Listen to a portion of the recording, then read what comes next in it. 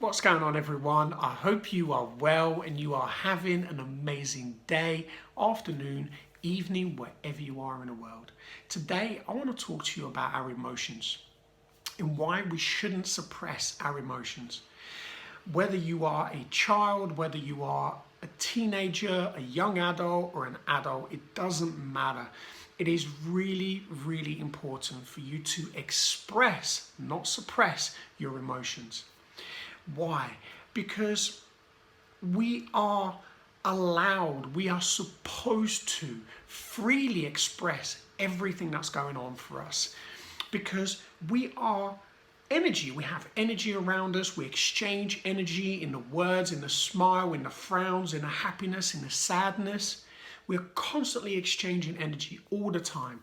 And when we suppress that energy, if you're feeling angry, or if you're feeling sad, or you're feeling frustrated, and someone tells you to man up, stop crying, or I'm going to give you something to cry about, those words, these things can be so damaging, especially to a child who doesn't understand, who's not emotionally intelligent enough to understand that actually us sometimes as parents, we don't know how to deal with that ourselves. So our immediate responses generally tend to be stop doing this, because inside of us, even subconsciously, we're crying out, I don't know how to handle this. I don't know what to do. I don't know why my child keeps crying. I don't know why he or she keeps screaming. And the only thing I know to say is what I heard before from a parent or a caregiver is stop doing that. And what you're doing is you're teaching that child, that teenager, that adult, and this happens even in adulthood as well, even in teenagers, because we're constantly transferring the energy and the lessons that we know, which are suppress that energy, suppress that emotion, don't deal with it. And we wonder why suicide, mental health, addiction is completely through the roof. So allowing ourselves to really express ourselves, even if you don't know what to do. Here's one of the things that I put into practice, because I have been guilty of this too. You know, I have a son who's 24, a daughter who's 17, a daughter who's 4, and my son who's going to be 11 months soon. 11 months. I was going to say 10 months and realized actually, wow, he's almost a year old. Little monkey boy. And with all of them, especially the little one, Junior, you know, he's so full of beans. He's really happy. Ruby too, you know, children at that age, they are just full of beans, and they do freely express themselves because they haven't learned the conditioning yet of, you know, don't express yourself, don't say the wrong things, or you only say the right things, you have to behave in this way, or you're going to offend someone, you're going to do this, you're going to, for them, they just express themselves very freely, which is how we should be expressing ourselves, completely freely, unbiased, not having to feel this guilt, shame, remorse. Why? Let me explain.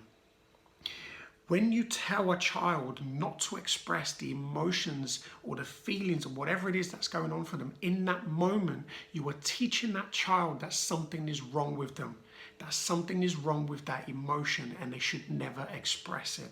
And that message doesn't happen just once. We often do tell our kids to stop, don't misbehave, don't cry, don't scream, don't do this, I'm going to give you something to cry about if you don't stop crying.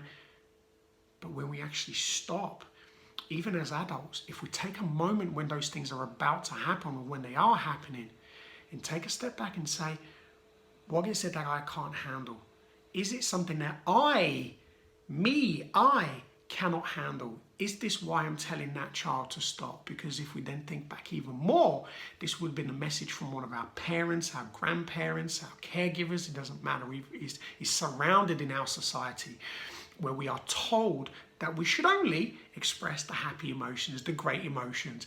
And we wonder why people struggle from a very young age now, and that age is getting younger and younger and younger, where children, teenagers are struggling with their emotions. They're suppressing their emotions so much. They're like a pressure cooker. And then all of a sudden they explode. And they explode into depression, into fear, into anxiety, into harming themselves. Self-harm is a huge thing. And the age is getting younger and younger and younger. So we have to allow our children to express themselves, and allow yourself to express yourself in a safe place. Write things down, do a video, speak to someone, speak to your wife, your husband, partner, go and speak to a coach, a therapist, it doesn't matter. Allow yourself in that moment to learn together as a family, as friends, as a collective, to truly express yourselves, how you're feeling at that time, because you are this pressure cooker that is about to explode. And this energy isn't just built up in that moment. This energy has been built up for years and years and years and years. And we need to stop teaching, we need to stop telling our children that expressing what we call negative emotions or sadness or resentment or anger is wrong.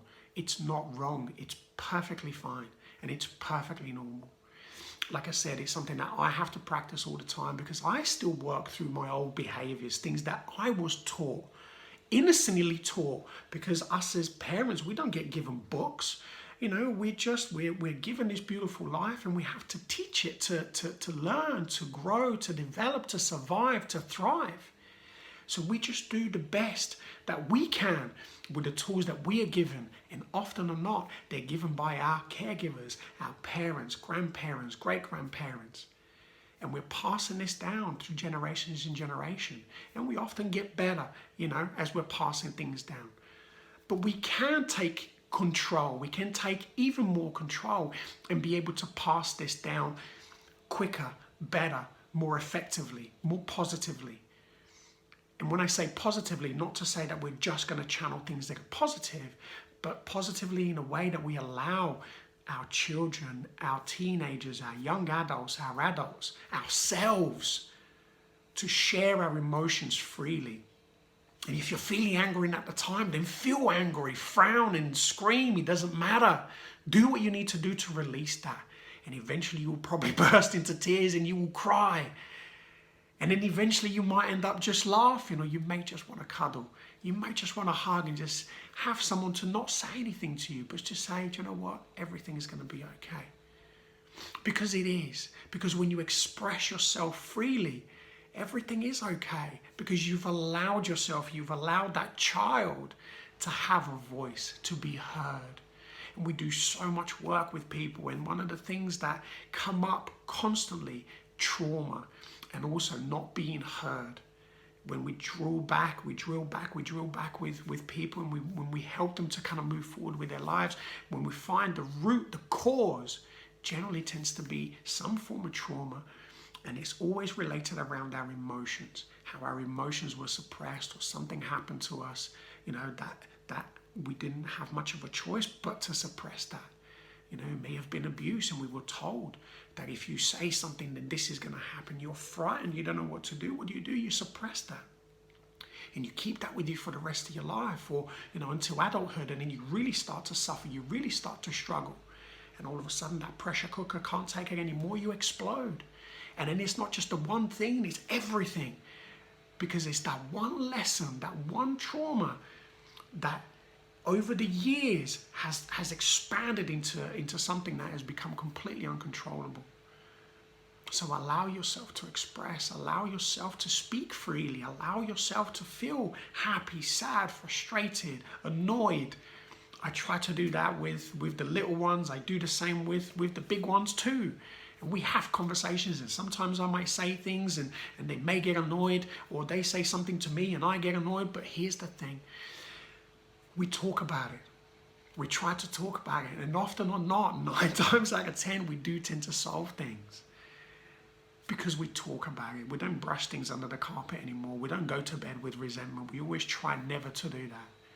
And having these conversations can be hard to begin with.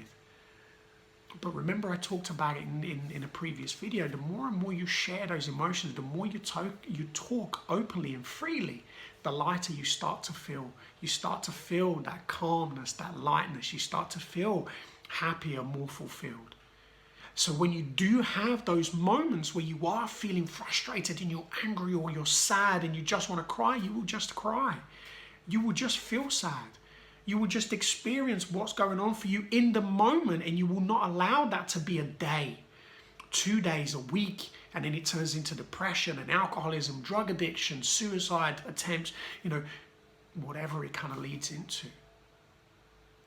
Catch it right there and then. Deal with it. Allow yourself to be free. Allow yourself to be free and truly experiencing what's going on for you. When you have little ones, if you have little ones, allow them to express themselves. Allow them to express themselves freely. Teach them that it's okay. Teach them about breathing if they're feeling a bit worried, or if they're panicking, or if they're rushing through something. We teach Ruby, and then we'll teach Junior, and Maddie and Brandon are the same. They know about breath work and meditation. And Ruby, sometimes she's a little bit like me. She procrastinates, and she was doolally, and I was like, come on, Ruby, we need to go. Come on, hurry up. And she looked at me and she went, Dad, take a breath. She put her little arms on me and she said, take a breath. And I was getting annoyed with her because she was taking too long, but in the end I ended up laughing and ended up breathing with her. And we both took a nice, couple of breaths, and we laughed, and eventually she moved. But do you know what she taught me then? Is don't take life too seriously. It's okay, We don't always have to rush. We don't always have to do things right now. I hope you enjoyed this video. I hope you've taken something from it today. I hope there is something that you can practice. Have an amazing day, afternoon, evening, wherever you are in the world. And as always, be great, be fantastic, and be absolutely phenomenal today. It is everything that you are. We're not perfect. We're perfectly imperfect. And by that means that you can try everything. You can do everything. You are free to express yourself in whatever way you want. I'll speak to you again very soon. Take care.